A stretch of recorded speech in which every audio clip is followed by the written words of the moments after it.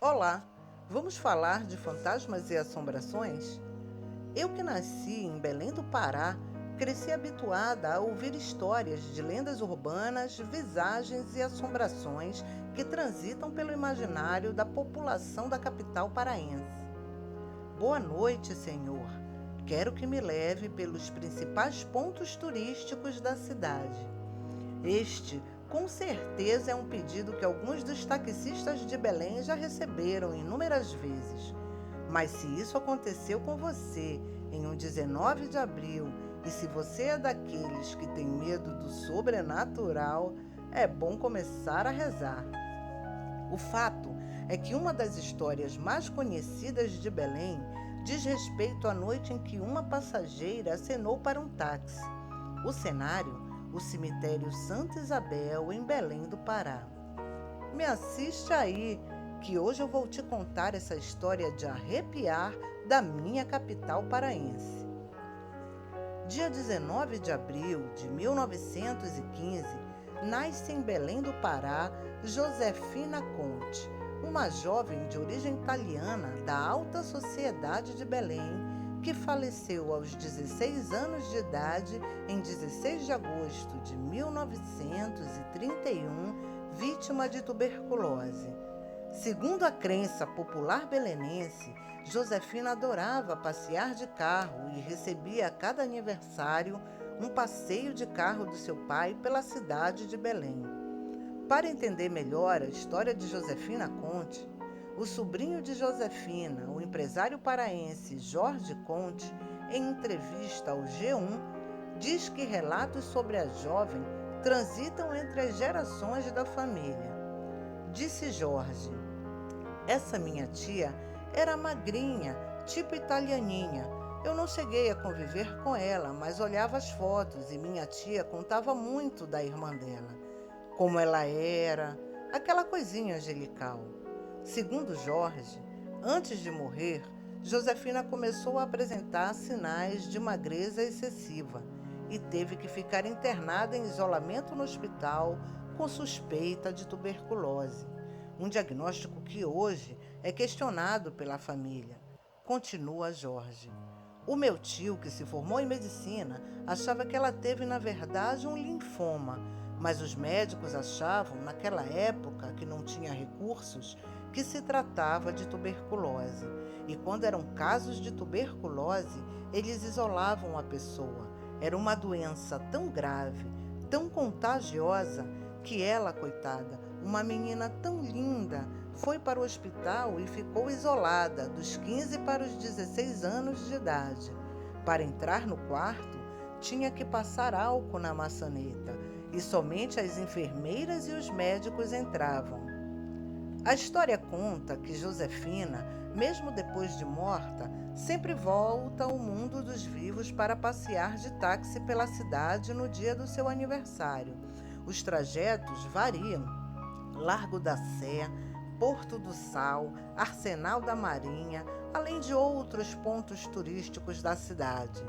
Após o percurso, que variava entre terminar na porta de sua casa, onde a jovem entrava e não mais voltava, obrigando o motorista a bater na porta da casa, ou na porta do cemitério, onde a jovem pedia ao motorista que cobrasse a corrida na casa da família, o desfecho era sempre o mesmo, pois toda vez que a cobrança era feita, o motorista descobria que sua passageira da noite anterior já havia morrido anos atrás.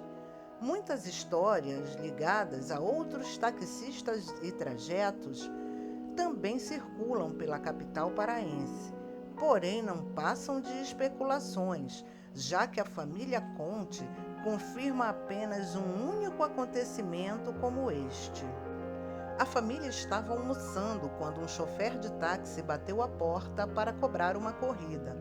Ele explicou que no dia anterior havia apanhado uma moça em frente ao cemitério Santa Isabel e a levou até a Basílica de Nossa Senhora de Nazaré, outro ponto turístico bastante visitado na cidade de Belém. Ela rezou e pediu para deixá-la novamente no cemitério e que cobrasse a corrida na fábrica de calçados Boa Fama com o senhor Nicolau, seu pai.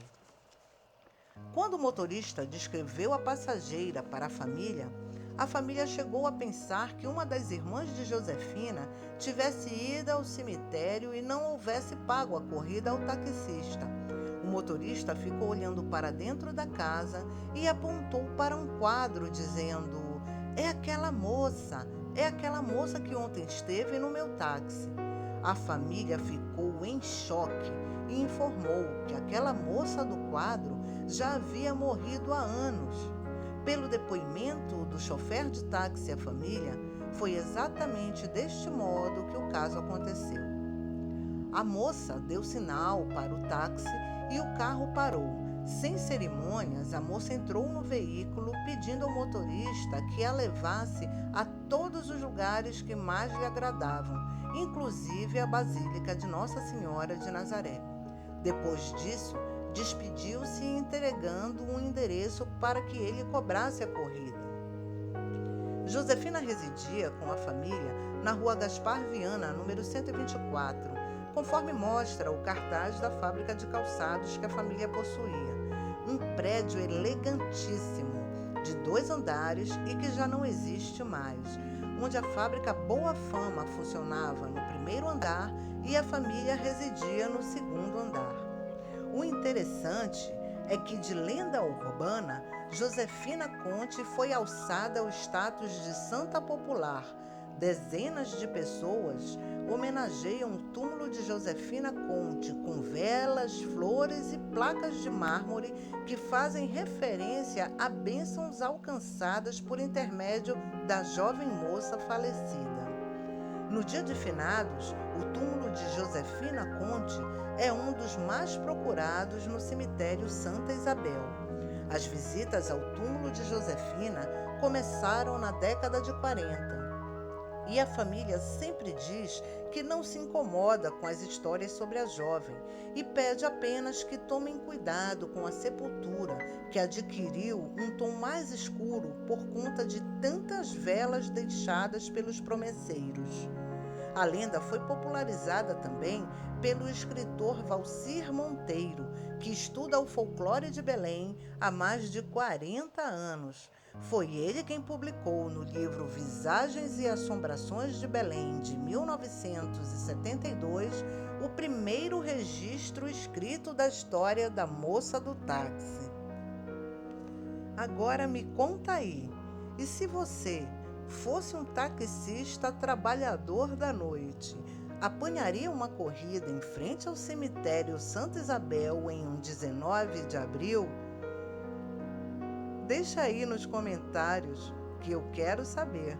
Obrigada por assistir o vídeo, curte, comenta e se inscreve aí.